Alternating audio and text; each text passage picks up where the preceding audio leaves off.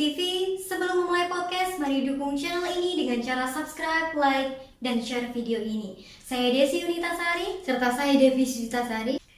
Tema podcast pada hari ini kami akan membahas terkait status hukum janin dari korban perkosaan dan bagaimana sebenarnya hak dari para korban perkosaan tersebut. Apakah mereka berhak untuk melakukan aborsi? Dan apakah hukum di Indonesia sudah cukup komprehensif dalam mengatur terkait hak-hak dari korban perkosaan?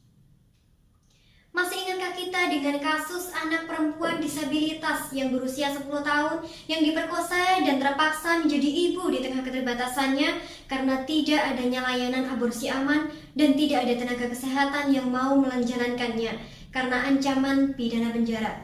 Atau kasus seorang anak perempuan yang divonis 6 bulan penjara karena mengaborsi bayi yang dikandungannya? Tindak pidana pemerkosaan di Indonesia semakin hari memang semakin meningkat. Perbuatan perkosaan tersebut bahkan juga terjadi di tempat-tempat umum. Tindak pidana perkosaan sendiri diatur dalam hukum pidana, tepatnya pada pasal 285 KUHP dengan ancaman pidana penjara maksimal 12 tahun. Mengingat tindak pidana perkosaan akan meninggalkan dampak negatif yang luar biasa bagi korbannya, yakni trauma yang berkepanjangan maupun adanya kehamilan yang tidak diinginkan korban. Sehingga tidak menutup kemungkinan korban akan menggunakan jalan alternatif, yakni ingin menggugurkan kandungannya. Lantas, bagaimana status hukum para korban yang lebih memilih untuk menggugurkan kandungannya sebagai salah satu upaya untuk menyembuhkan trauma psikologisnya?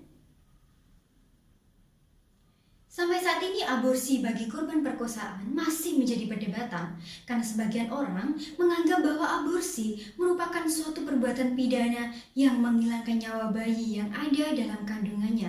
Dan sebagian lagi menganggap bahwa aborsi yang dilakukan oleh korban perkosaan boleh saja karena kehamilan tersebut akan mempengaruhi psikologis korban karena menimbulkan trauma yang berkepanjangan.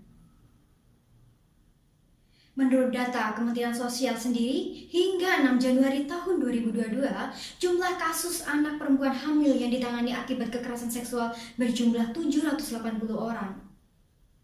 568 melahirkan dan 212 belum melahirkan. Sementara hingga 31 Januari tahun 2022, data Kemensos total kasus kekerasan terhadap anak sebanyak 1.253 kasus dengan banyak para pelaku berasal dari lingkungan terdekat. Lalu bagaimana payung hukum yang ada mengatur terkait aborsi yang dilakukan oleh korban perkosaan? Pengguguran kandungan atau aborsi diatur dalam KUHP pasal 75 ayat 2 huruf B, Undang-Undang Nomor 36 Tahun 2009 tentang Kesehatan, junto pasal 31 ayat 1 dan ayat 2 PP Nomor 61 Tahun 2014 tentang Kesehatan Reproduksi. Dalam KUHP mengatur tentang aborsi dengan tanpa pandang bulu, artinya tidak memandang wanita apakah itu korban perkosaan atau bukan. Dalam arti pada pasal 346 sampai 349, KUHP tidak memperbolehkan wanita untuk melakukan aborsi dengan alasan apapun. Namun, berdasarkan pasal 31 ayat 1 huruf B junto pasal 34 ayat 2 PP Nomor 61 Tahun 2014 tentang Kesehatan Reproduksi, korban perkosaan diperbolehkan untuk melakukan aborsi atas kehamilannya setelah dibuktikan dengan syarat usia kehamilannya sesuai dengan kejadian perkosaan yang dinyatakan oleh surat keterangan dokter dan keterangan penyidik, psikolog, dan atau ahli lain mengenai adanya dugaan perkosaan. Namun, berdasarkan pasal 38 ayat 1 dan 2 PP tersebut menyatakan bahwa apabila korban perkosaan memutuskan untuk tidak melakukan aborsi atau tidak memenuhi syarat untuk aborsi, maka anak yang lahir dari korban perkosaan tersebut dapat diasuh oleh keluarganya. Pun dalam ayat 3 yang menyebutkan bahwa dalam hal keluarga menolak untuk mengasuh anak yang dilahirkan, maka anak menjadi anak asuh yang pelaksanaannya dilakukan sesuai dengan peraturan perundang-undangan. Lantas, apa saja yang menjadi hak bagi para korban perkosaan? Membahas terkait hak korban, tentu korban mendapat hak pemulihan psikologis karena korban sudah pasti trauma dan bisa saja mengalami gangguan kejiwaan. Kedua, hak jika korban tersebut hamil akibat perkosaan. Yang ketiga tentu hak bagi keluarga korban atau ahli waris jika korban kehilangan nyawa akibat pemerkosaan tersebut.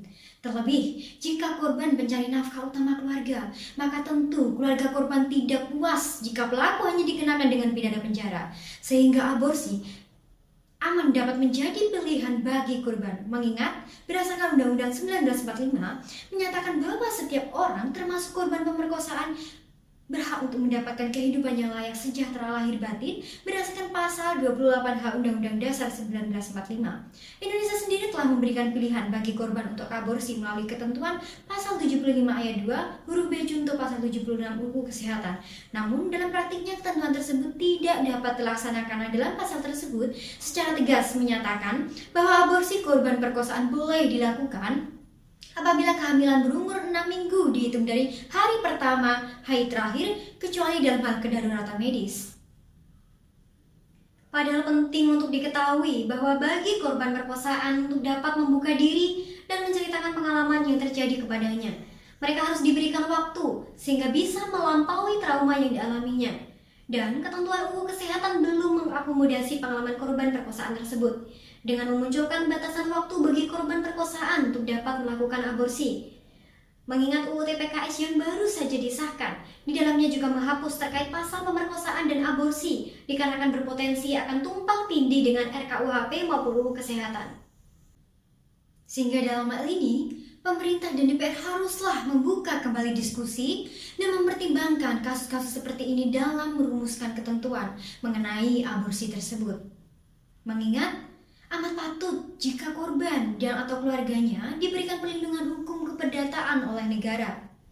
Demikian pula bagi anak hasil pemerkosaan, mereka juga berhak atas kelangsungan hidup, tumbuh dan berkembang secara baik, serta mendapat perlindungan dari kekerasan dan diskriminasi. Hal ini tentu berdasarkan pasal 28B ayat 2 Undang-Undang 1945. Sekian video dari kami, semoga bermanfaat. Terima kasih sudah menonton dan sampai jumpa di video kami berikutnya.